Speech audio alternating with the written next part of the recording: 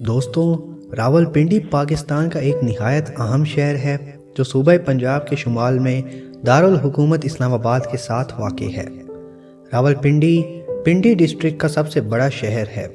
Pindi district میں راولپنڈی کے علاوہ ٹیکسلا، مری، گجر خان، کہوٹا، کوٹلی ستیاں اور کلر سیداں شامل ہیں۔ پہلے اسلام آباد بھی راولپنڈی ڈسٹرکٹ کا حصہ ہوا کرتا تھا، مگر 60 کی دہائی میں جب اسلام آباد کی تعمیر شروع ہوئی تب اسلام آباد کو راولپنڈی ڈسٹرکٹ سے الگ کر دیا گیا تھا۔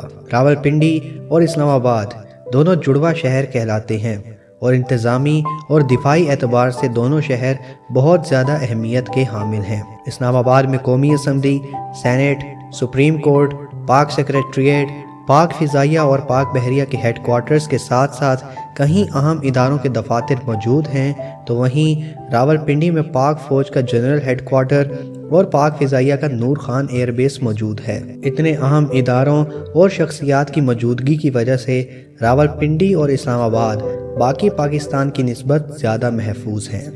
راولپنڈی شہر رقبے اور آبادی دونوں اعتبار سے کراچی، لاہور اور فیصل آباد کے بعد پاکستان کا چوتھا بڑا شہر ہے۔ 2017 کی مردم شماری کے مطابق راولپنڈی شہر کی کل آبادی تقریباً 21 لاکھ ہے۔ قدیم تاریخی شہرت رکھنے والے شہر ٹیکسلا کے نزدیک ہونے کی وجہ سے راولپنڈی شہر کی تاریخ بھی بہت قدیم بتائی جاتی ہے۔ برطانوی آرمی انجینئر سر جنرل الیگزینڈر کنیگم کے مطابق راولپنڈی کے علاقے سے ملنے والی باقیات سے پتہ چلتا ہے کہ یہ شہر قبل مسیح میں بھٹی قبیلے کے زیر اثر شہر گجنی پور سے مطابقت رکھتا ہے۔ چنانچہ یہ وہی گجنی پور یا گنجی پور شہر ہے جس کی تاریخ قبل مسیح کی ہے۔ پہلی مرتبہ راولپنڈی شہر 11ویں صدی میں محمود غزنوی کی فوجی مہم کے دوران تباہ ہوا، پھر اسے یہاں کے مقامی قبیلے گاخر نے تعمیر کیا، مگر منگولوں کے حملے کے نتیجے میں یہ شہر دوبارہ تباہ ہو گیا۔ بالآخر 1493 میں گاخر قبیلے کے سردار جھنڈا خان نے اسے دوبارہ تعمیر کیا اور اسے راول کا نام دیا۔ اس کے بعد یہ شہر ایک لمبے عرصے تک گاخر قبیلے کے زیر اثر رہا۔ 16ویں صدی عیسوی میں راولپنڈی کے باسیوں نے اسے شیر شاہ سوری سے بچانے کے لیے رواد قلعہ تعمیر کیا۔ 1581 میں شہنشاہ اکبر نے اپنے بھائی مرزا محمد حکیم کے خلاف جنگ کرنے اور اپنی مملکت کے دفاع کی غرض سے اٹک قلعہ تعمیر کیا، جس کی وجہ سے راولپنڈی دفاعی اعتبار سے زیادہ مضبوط ہو گیا۔ 1760 کی دہائی میں راولپنڈی کو سردار گجر سنگھ کی قیادت میں سکھوں نے فتح کر لیا اور اس کے انتظامی امور سردار ملکھا سنگھ کے سپرد کر دیے گئے۔ سردار ملکھا سنگھ نے جہلم اور شاہ پور سے تاجروں کو راولپنڈی میں بسانا شروع کر دیا، جس کی بدولت راولپنڈی میں معاشی سرگرمی بڑھی اور اس شہر کی معاشی ترقی ہوئی۔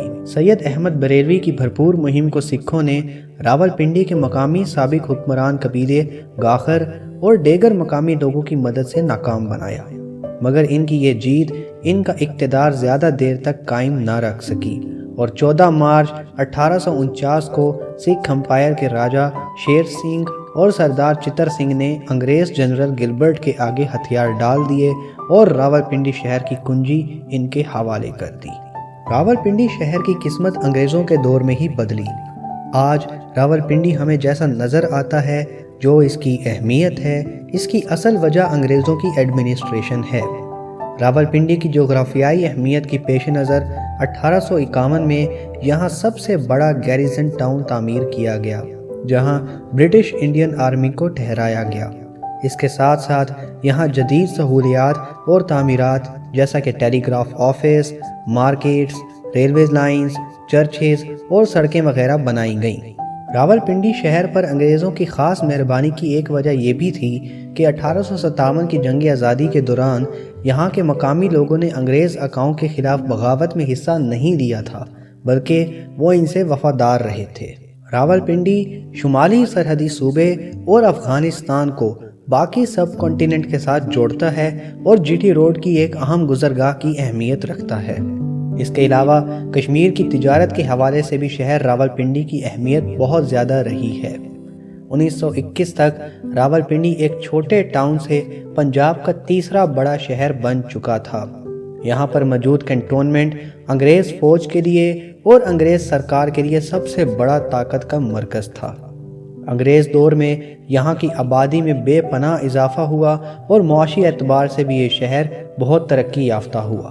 تقسیم ہندوستان کے وقت راولپنڈی ڈسٹرکٹ میں تو مسلمانوں کی تعداد 80% تھی، لیکن اگر صرف راولپنڈی شہر کی بات کریں تو یہاں مختلف مذہبی آبادی کا تناسب کچھ یوں تھا: مسلمان 44%، ہندو 17%، جبکہ سکھ 34% تھے۔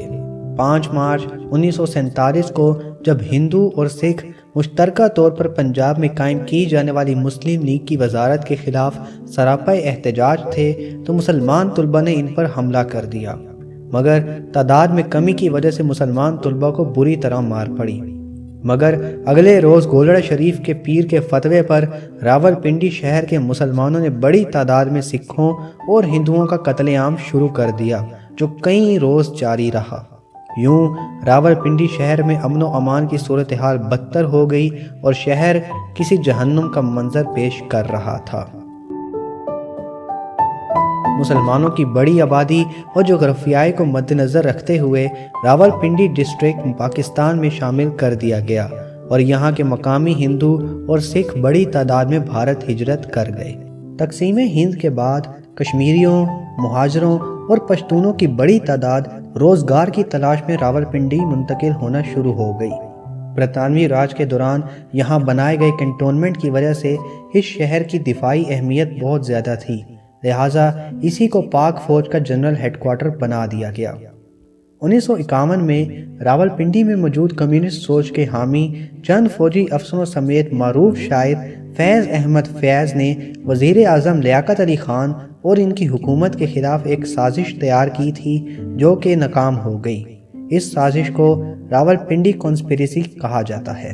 1951 میں ہی پاکستان کے وزیر اعظم لیاقت علی خان کو لیاقت باغ پارک راولپنڈی میں گولی مار کر شہید کر دیا گیا۔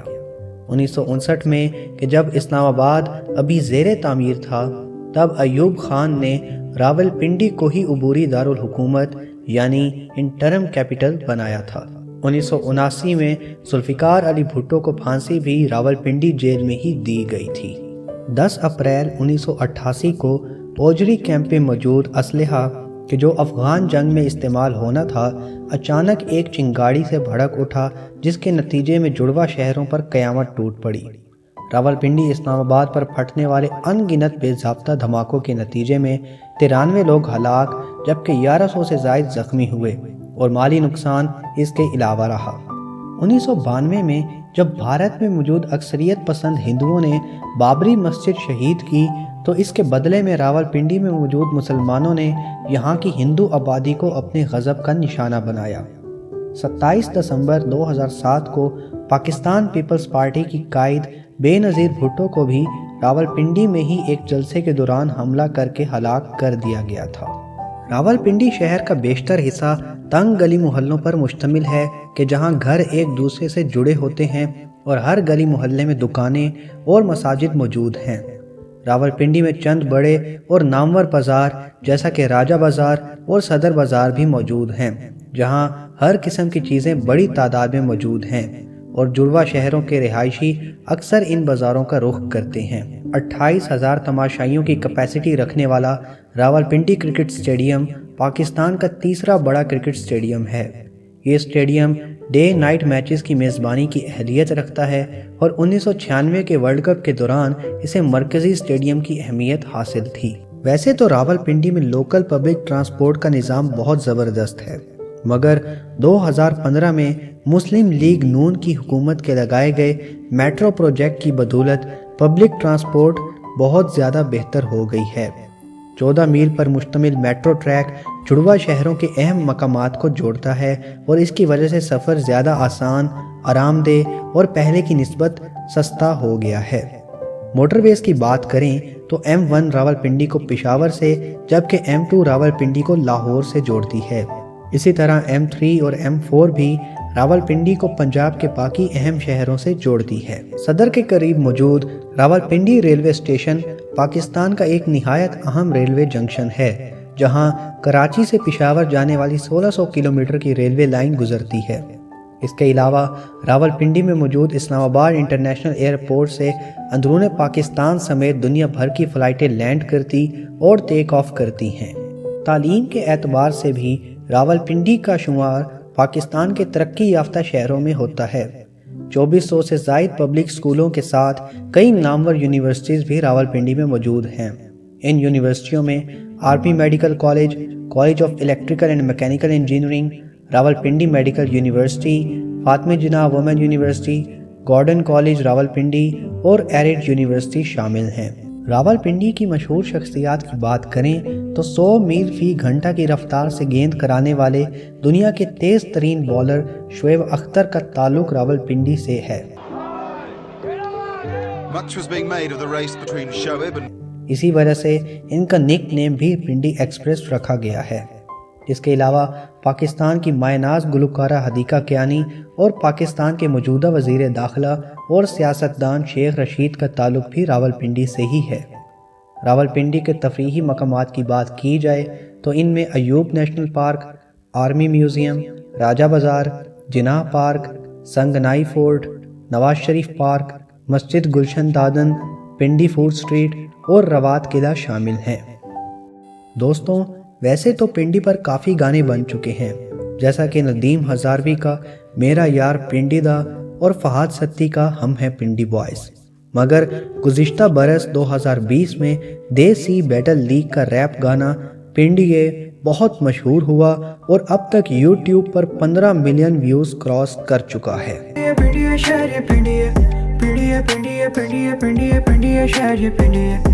تو دوستوں، یہ تھی پاکستان کے شہر راولپنڈی سے جڑی دلچسپ تاریخ اور معلومات۔